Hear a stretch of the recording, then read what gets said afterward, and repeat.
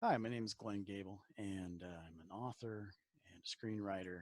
And I have brought to you now a challenge. If you're a writer and you have a manuscript that's near done, or you're just starting, can you summarize it in 3 sentences?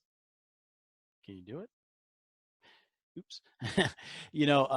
A lot of authors that I speak with and a lot of writers that I work with have a problem with doing this. No matter how grand your story is, no matter what world it takes place in, if you can't summarize your story in 3 sentences, you may have a problem. Why is that? Because when you're pitching that story to a prospective agent, to a publisher, to a producer, maybe you're coming from screenplays like me, you're writing the screenplay. If you can't elevator pitch it in 3 sentences, then they're not going to listen to you. And unfortunately, it's a sad fact, but it's true. Um, if you can do it, that's great. If you can do it, if you have a solid hold of your story, of your themes, of your characters, that's awesome.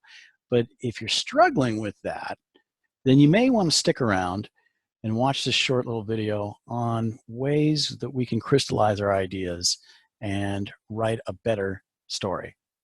So, does this sound like you? You have a book inside you, but you don't know where to start.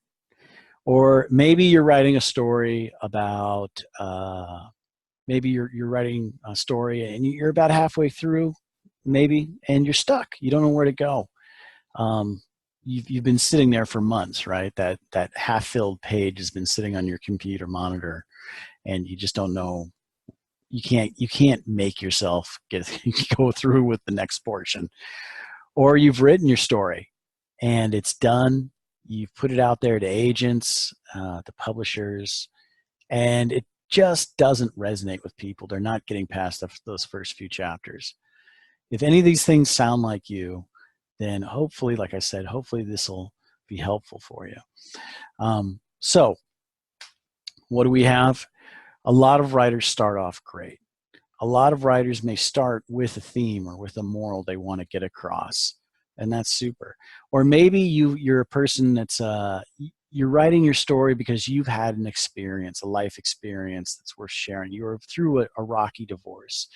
Maybe you did jail time. Maybe someone you know, maybe a relative was Uncle Fred was a World War II, spy for England, and he had all these great stories that you want to share. Fine.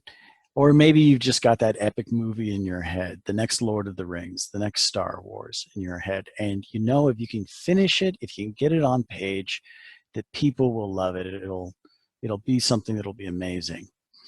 Well, some of the problems that come with starting this way are, number one, you have a theme, you have a moral. That's great. That's a great way to start. But the story feels bigger than you can tell. I had a story a few years ago that I had heard kind of secondhand. It was at a church. It was an homily, and um, it was so interesting. It was about a couple that had survived the Holocaust camps, and it was just so good. And I wanted to tell that story, and I tried. I tried my darndest to write that, and I couldn't because I didn't know what the theme was I was trying to get across. I had scenes in my head, I had kind of characters in my head, but I didn't know really what I wanted to say. The story felt bigger than I could tell. And that's a kind of a common problem. Uh, Another one. Okay, so you've got the character, you've got who you're going to talk about. Maybe it's a character based on you. Maybe it's a character based on your Uncle Fred, the one that was a spy in World War II. Maybe it's someone else, but whatever it is, you've got all the facts, you've got the experiences, but it doesn't feel right. It feels like you're sharing a lecture or a sermon, right? It doesn't snag the reader's attention. Or, like I said, you've got the great, huge fantasy world or the science fiction world, the other planets, the dragons, the battles, right? The machinery, the weapons. You've got all the conventions of the story, but for some reason people have a hard time getting past that first chapter or even looking at it. How do we combat these three things? How do we crystallize our story so that we know it so well and it's so tight that we can literally pitch it in 3 sentences? Well, the first tip I have for you is write your idea down on paper. Set it in stone, remember it. Now, a lot of writers say, well, yeah, of course, I've written more than one page. I've written 300 pages of the story. I have it down. That's not what I mean. I mean, before you ever get deep into your story, write down the basic premise on a 3x5 card and leave it tacked to the wall where you can see. Why is that a big deal? Because at some point, and I think this happens in every writer's journey, where you're writing, you're getting through that first draft of the manuscript, you're 150 pages in or whatever, and you're writing stuff that you feel's pretty good, but you've lost sight of who the characters are. You've lost sight of the point of the story. So giving yourself that little light, that little guide sign that says, look, this is what my story is about. No matter how many characters I have, no matter where my characters go, no matter what they face, ultimately, this is the protagonist. This is the antagonist, and this is the challenge the protagonist must face. So start with that. And then dealing with that theme. Okay, so how do you take an idea, just a seed of an idea, that you want to tell a story of life's worth living. You want to tell a story of faith in hard times. You want to tell a story of courage when all hope is lost. How do you tell that story? You tell it by whittling down your idea, right? You don't focus on the theme, funny enough. You focus on the characters. So if you want to tell a story that life's worth living, you have to focus on a character who feels that life is not worth living. You have to focus on a character, if you're telling a story of finding faith, you have to focus on a character who has no faith to begin with and finds it, right? Instead of concentrating on the theme, concentrate on the character that must learn that message that you want to get across, that must learn that theme throughout your story. And kind of goes without saying, but your theme should be something that you've experienced. Ultimately, you're telling a truth that you believe, right? Something that you believe is true about the world, that's true about life, that's true about relationships, whatever it is, you're telling a truth. So it should be something that you've experienced, and you show those experiences and you show those feelings. The feelings that the character has, the feelings that your protagonist has, should be reflected in the book. Remember, your underlying philosophy is not going to come out because you sermonize your message. It's going to come out because you create empathy for what the protagonist is going through. So if you want to tell that story that life's worth living, you start with someone who's on the brink of suicide, who's been bullied, who's been abused, who's been through the ringer in life. Maybe they've lost their wife, maybe they've lost their children. Whatever it is they feel hopeless, and they have to find a way to get past that and find hope, right? If you're talking about courage, you have to put someone who is not courageous in the worst possible situations to find courage. As a Christian, I tend to believe that when we pray to God, we ask for things in our lives, God gives us not the things that we want, but the opportunities to try those things. If we want to be more loving and compassionate, He doesn't just magically put that in our brain. We are given opportunities to do so. And I think in your writing, it's similar. That you can't just give your hero these traits. They have to learn these traits as they go through their journey. So even if you have a huge world to share, your story's got to be personal. there are a lot of fantasy stories out there. There's a lot of science fiction out there. There's some amazing worlds. But if you're not really telling the story of one person, and when I mean by one person, I mean getting to really know your protagonist, then no one's going to stick around for all the whipped cream and cherry on top stuff. You know, anyone can write a story with dragons and castles. But what your character goes through when facing going to these castles, when facing those dragons, that's what really connects with people. And that kind of addresses the second problem is that you've got a character or a life experience that you're facing, and how do you make that more human? How do you make that more interesting to the reader? How is it different? Well, like Stephen King said, you can start with the situation, but you better develop the character first. So I happen to really like Stephen King a lot.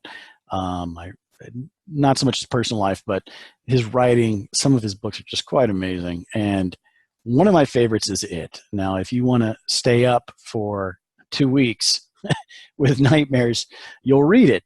But, and the thing that really hooks everybody, of course, is Pennywise, the killer clown that eats children, right? But ultimately, that story isn't about Pennywise. The story is about a group of outcast kids who are picked on, who are kind of ostracized from everyone else, and they find the courage to face those inner demons. They learn to trust in their abilities. They learn to show compassion to each other, and through these inner trials that they face, they find the courage to ultimately destroy the clown.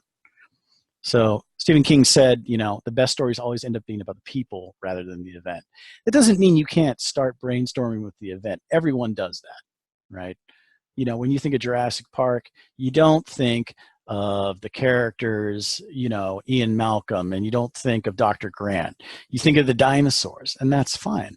But ultimately, it's the relationships between Ian Malcolm and Dr. Grant and Dr. Sadler, the relationships they have with each other and what they learn about themselves that kind of push that story forward. So how do you personalize? Okay, kind of like what I've been saying. People fall in love with the humanity of your characters, not the size of the explosions in the background, not how cool your monster is. And this is, when I think of this, there's a great movie, and again, I'm sorry, I come from more of a movie background, but there's a great movie that I think displays this really well. That's Star Trek II, The Wrath of Khan. Now, whether you're a Trek fan or not, most science fiction fans know this movie, and most people I know have this in their top 10 list of sci-fi movies. And it's not because of the space battles, and it's not because of the technology. It's because of the relationship. What really gets into their heart is the relationship between Kirk and Spock.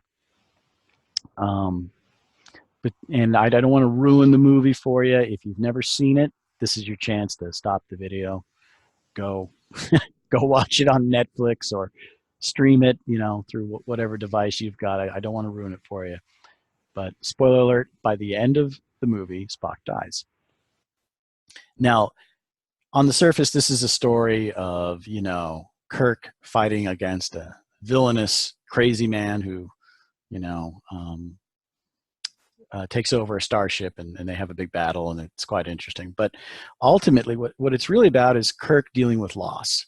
He's dealing with the loss of his life. He's midlife crisis. He's dealing with the loss of some of his dreams. He's dealing with the loss of some of his vitality. He's starting to question, what's the purpose of his life? And his relationship with Spock ultimately is the thing that gives him life the most. And he doesn't realize that until Spock dies, until he sees his friend separated by a thin pane of glass, dying in front of his eyes. And it's Spock's humanity, right? It's, even though he's an alien that doesn't want to display human feelings, it's when those feelings come out, those faults, what he considers faults, that he's the most interesting. So people fall in love with the humanity of your characters, not with what happens to them. So when you're writing something, and another point, when you're writing something whether it's an experience, whether it's about someone in your family, someone you know, you have to decide how much reality that story needs. Now, of course, as writers, we kind of take license to use what we know in our own lives. And, you know, there's that old saying, write what you know. I think a lot of writers think, okay, write what you know. So if I'm a teacher, I'll write about a classroom. If I worked on a submarine, then I could write about a submarine, right? It also means write those feelings that you know. If you've been through the ringer, if you've been in a bad relationship, how did you respond? What happened in those conversations when you were breaking up? That's kind of another way to look at that saying, write what you know. How did you deal with the loss of a loved one when you saw your father die, or your grandfather die, or your mother die, or your grandmother die? All right. How did you deal if you ever lost a child? How did you deal with those feelings? What went through your mind? Because whatever went through your mind, whatever was said in that moment of pure raw emotion, in that moment when you were lowest, or in that moment, you know, when you shared that joke with someone that you loved and it was the last thing you ever shared with them before they passed, whatever that was, that's what your characters need to have. That's the bit of realism that needs to be there, which kind of goes into, kind of overlaps the whole idea that you have to display your character's sense of humor. You have to show their fears, their strengths. You have to show them this. I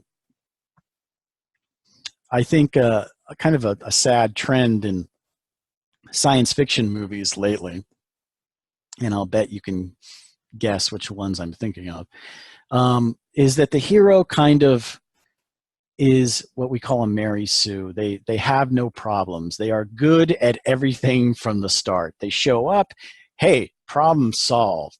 They can fly the spaceship. They can beat every bad guy. They never have a moment of doubt. They never make a mistake. That's not a protagonist that anyone wants to follow. So again, giving humanity to your characters. And finally, realism is also a lot of, you know, detail stuff. If you're writing about a fantastic world where people are riding horses, it helps to know the parts of a saddle. I know that sounds really like minutia, but it does. If you're writing about castles, it helps to know that a bulwark, the upper bulwarks of a castle, are called parapets. I hope I said that right. Or that, you know, certain the kinds of prison cells that you see, you know, in the movie Willow, you see Madmartigan stuck in the cell, hanging from a from a pillar, you know, hanging off a castle wall. That's called a pillory. You know, little details like that help. I've had my stuff picked apart because it was like, no, you know, that's not the name of this thing. So it helps to do, just, you don't have to be an expert, but it helps to have a bit of realism. No matter how crazy your world is, it's got to follow some realism in the details. I read a sci-fi story once where apparently gravity was not a thing. The spaceship could land and crash and take off with nary a problem or nary a mention of gravity. So again, certain things need to be somewhat realistic. You got to do a little bit of homework on what you're talking about. Okay, so third problem that I had mentioned before, which is you've got that epic story in your mind. Let me ask you something. You may have all the conventions, you may have all the scenes, you may have even the characters down, but what makes your protagonist journey unique? What makes it unique? This is a question that any decent agent or publisher or producer will ask you. They're going to ask you that. What makes your story different from the 100 other stories just like it? It's a tough question. It's a tough question to answer. Excuse me. It's a tough question to answer because even as creators, we feel like, of course, our story is amazing, it's beautiful, it's unique, but is it unique enough for someone to pass by the other books on the shelf and go towards yours? How do you make your story unique enough? Well, there's a lot of different ways, but I'm going to focus just on two real quick. The first one, of course, is put a spin on a convention. Instead of the squire saving the princess could try saving the squire. In the the movie Jaws, which again, I apologize for always using movie versions, but in the movie Jaws, we have Chief Brody, who is afraid of the water, and he lives on an island. Okay, that's interesting. That starts us off with a character that already has kind of a weird quirk about them. You know, we have heroes that don't want to be heroes, and you know, it's an interesting way to go. I used to think that, you know, if you're telling like a werewolf or vampire story, you could say, well, make them more human. Maybe they really are searching for love. Except now we've got, you know, stories like Twilight and you know, every other vampire show on the WB, right? Kind of already do that now. It almost seems like now it's better to make them more monster-like. That seems to be more original. Anyways, put a spin on a convention. And that could be in the characters, that could be in the situation, right? Instead of the aliens attacking Earth, maybe we are attacking the aliens. Maybe we are the monsters, right? Which is kind of Ender's Game a little bit, right? Okay, another way to do this is communicate a higher purpose with your theme. So again, putting a spin, but this time in the theme. Maybe you have an anti-war message in a war novel. Or maybe it's a call to faith in a God-forsaken dystopian science fiction world, okay? Your theme can be unique, and that's good too. That can work too. And most importantly, I think when we're talking about story, when we're talking about how we get past these blocks, how we get past, you know, just starting, or how we get through that writer's block, or why aren't we, you know, getting the responses we want? Yeah, keep it simple, right? Go back to your story. Think about, does every scene push the plot forward? Now, this next slide, the hero's journey, I would wager that like 60, 75% of you know what this is, okay? If you do, awesome, skip ahead in the video. If you don't, let me just give you a very quick rundown of it. And that is that this guy named Joseph Campbell, who was a scholar, went around the world collecting stories from different cultures. They came from ancient times, modern times. He basically, his whole life, wrote about how storytelling happens and what are the common elements, no matter what kind of story you're telling, that are kind of there for all stories. And it's kind of a theory that I ascribe to. I kind of believe in that. And that is that your hero, your protagonist must go through certain things, right? They always start, the protagonist always starts in a place of comfort, in a world that they know, and they must always be dragged out of it, right? That's the conflict. If you don't have conflict, you don't have story. So they're dragged out of that box of comfort. They're usually dragged either by a mentor or by someone that they kind of trust, and they're thrown into a world they're not ready for. They're not ready for. And they're going to deal with this problem that they have in their life by dealing with this greater problem that they're exposed to. So their inner conflict and their outer conflict almost mirror each other. With Star Wars, it's the easiest, you know, that's a very easy way to follow this. You know, Luke Skywalker is a farm boy that dreams of being greater than he is, right? Wants to be above his station. And he follows Obi-Wan Kenobi. And, you know, after his uncle and aunt are killed and he's got nowhere to go, and this old hermit takes him in and exposes him to a world of the Force and the Rebel Alliance and the Empire. And within minutes of learning that he might have a bigger part to play, he starts failing. He almost gets killed in a bar fight, right? And then the guy that he hires, you know, this space jockey, the guy's ship is breaking down constantly, and he doesn't know if he can trust him. They go to save the princess. The princess winds up saving them. So your hero, once they've crossed that threshold into the bigger world, once they've been pulled, dragged out of their comfort zone and have to deal with this problem, and they have to fail. They have to fail. Again, I can't stand it when we're given a protagonist that is instantly good at everything they do, because it doesn't show the humanity of the protagonist. It doesn't show the reality of having to stumble before you succeed. And again, remember that early slide before, creating empathy? It's another way you do it. So whether your protagonist succeeds, whether or not they fail, whether they live by the end of the story or they don't live, at the very end, their inner conflict should be resolved. Okay? It doesn't matter if the outer conflict's resolved. They have to come to some realization. They must have learned something. Maybe what they learn, this is disappointing. Maybe what they learn is uplifting.